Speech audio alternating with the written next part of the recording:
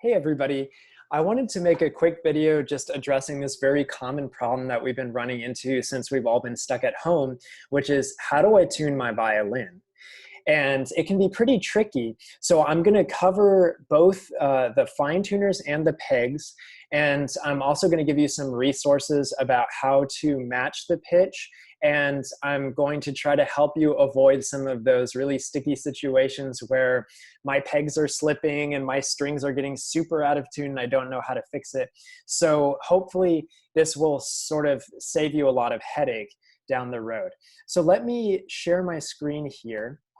And you'll see I have a picture of my fine tuners and a picture of my pegs. Now, for most of you, I recommend sticking with the fine tuners unless you're really having issues tuning the violin. The fine tuners are meant for very small adjustments to the intonation. The pegs are for bigger adjustments or are intended for people who are really experienced with tuning who know exactly what to do.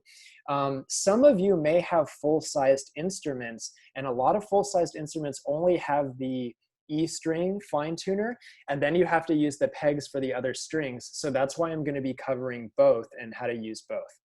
So the fine tuners are very simple. The rule that you learned as a child of lefty loosey, righty tighty applies here. So turning the fine tuner to the left or counterclockwise, that will loosen the string and it will cause the note to go down. So the pitch of the string will go down when you turn it to the left.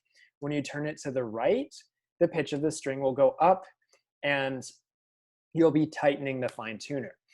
So it's pretty obvious that the string that runs right into the fine tuner is the one that you're going to be tuning, right? So this aspect is very intuitive. However, one of the problems that we might run into is, as you can see with this picture, this fine tuner has gotten pretty tight. So it may have already reached a point where I can't turn it right anymore. And if that happens, I run into an issue where I'm going to need to actually loosen that fine tuner a bunch of times until it's able to be turned again. And then I have to go back and raise the string, because once I do that, my string is going to be very, very loose and the pitch is going to be very low. So in order to go back and raise my string, I'm going to need to go to the pegs. So now I'll explain the pegs for those of you who have to resort to that. The pegs are extremely sensitive because the string is under an enormous amount of tension. So this string is pulling hard on that peg. And the only thing keeping the peg from completely slipping and keeping the string from totally unwinding itself is just the friction between the peg and the peg box. So the peg is actually shaped kind of like a cone or like a funnel or something like that. So it's wider here than it is here. So the peg is basically just wedged in there, wedged into this hole in the peg box, okay?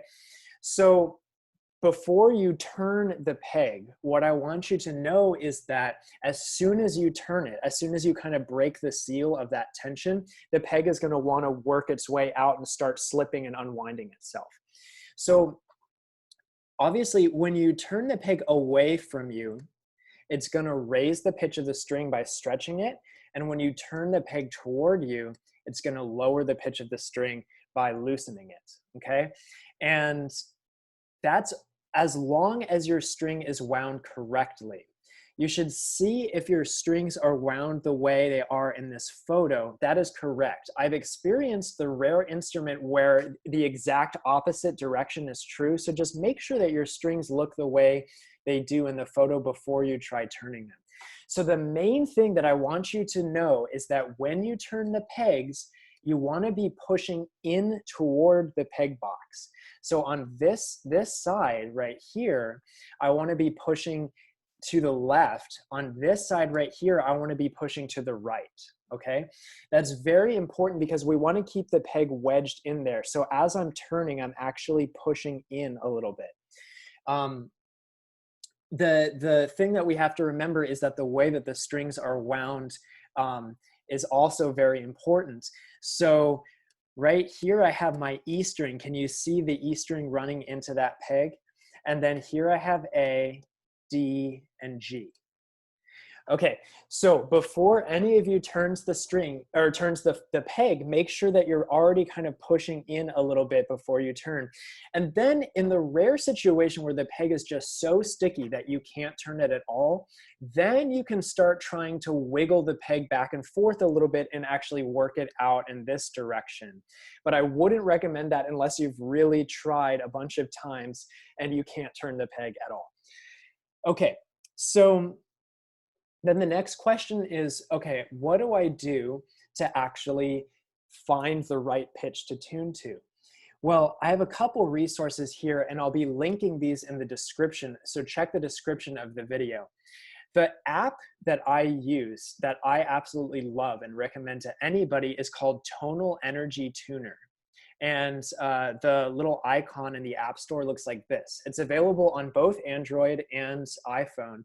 And you can go to a screen on the app that looks like this that will tell you exactly how high or how low your string is tuned to, and that as long as you've watched this video and you know which direction to turn, that pretty much will tell you what to do. It also has a ton of other functions. It has a metronome that's really customizable. You can even upload recordings that you've made of yourself and it will analyze the intonation if you played in tune or not. So it's a great app. I think this app costs about $4.99 right now. There are other apps that will tune your violin. I don't think any of them that I've seen is free, but they do go as low as about $1. So if you're looking for something cheaper, I would definitely search for something. Another option that you have is a tone generator. It's basically a tuning fork, but electronic. So in this particular generator, it's totally free. It's very easy to use. When I hit play here, it plays the pitch of my open A string. So all I do is I basically play the pitch, I listen to it, and I play my violin and I see if they match. And that requires you use your ear very well, that you can actually hear, oh yeah, that's too low, so I need to turn the peg this way, etc. If you want to tune your other strings using this one, you just click on this bar and it's going to bring up all of the notes that there are. And so the open strings on the violin are A4, there's E5, which is right here, so that would be your E string.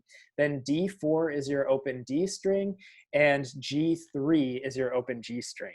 So if you can kind of find those pitches and you want to try to tune your violin that way just by listening, that's what you do. Something about this tuner or this pitch generator is that I don't really like the sine wave sound. It doesn't sound like the violin, so it's very difficult to match the violin pitch to it. So I recommend using a sawtooth wave. I think that one sounds more like the violin and it makes it easier to hear, am I playing the right pitch? So basically, that's how you do it. You either use your ear or you use something that will tell you which direction to tune in, and you just turn the peg or turn the fine tuner in the direction you need to.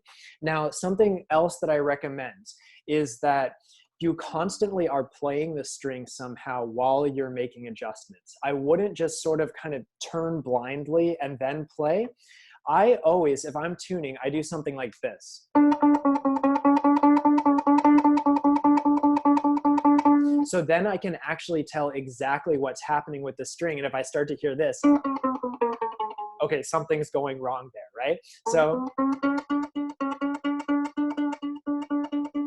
So that's me just tuning with my ear, but I'm constantly plucking the string to make sure it works. Another thing that you can try is the way that professionals use their fine tuner is we reach around with the left hand and then we play.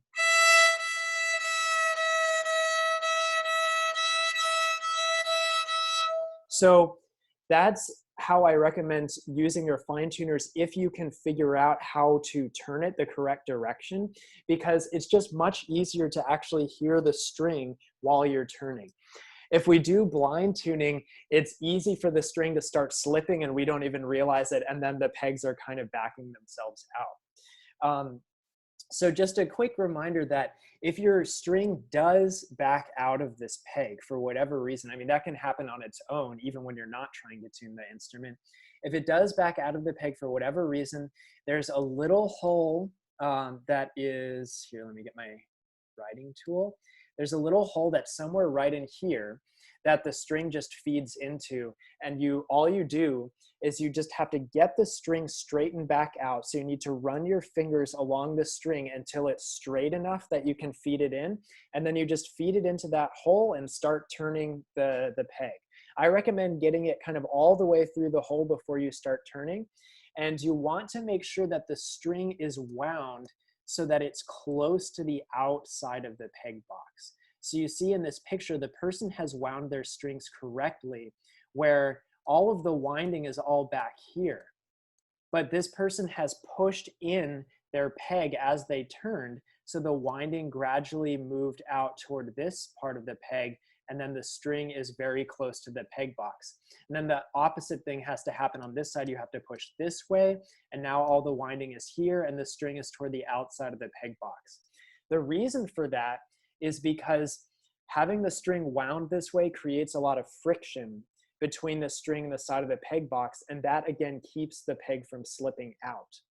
If you have it wound so that the string is coming off the peg like this, then you're kind of going to have issues. The string is really easily going to unwind itself with even the slightest amount of pressure. So you might think, oh, it's in tune, and then you go to play and the string is like, so if that happens, this video should help with that. And eventually you might just have to kind of call a violinist friend and say, hey, I'm kind of in a sticky situation here, and somebody will be able to help you. It's hard to irreparably damage the violin while tuning, but there are all kinds of weird things that can happen like this. And so hopefully this video will give you a sense of how to get started with tuning and how to avoid some of those really sticky situations. Okay, so happy tuning, and check the description for these resources that I mentioned. Thanks, guys, and have a great week.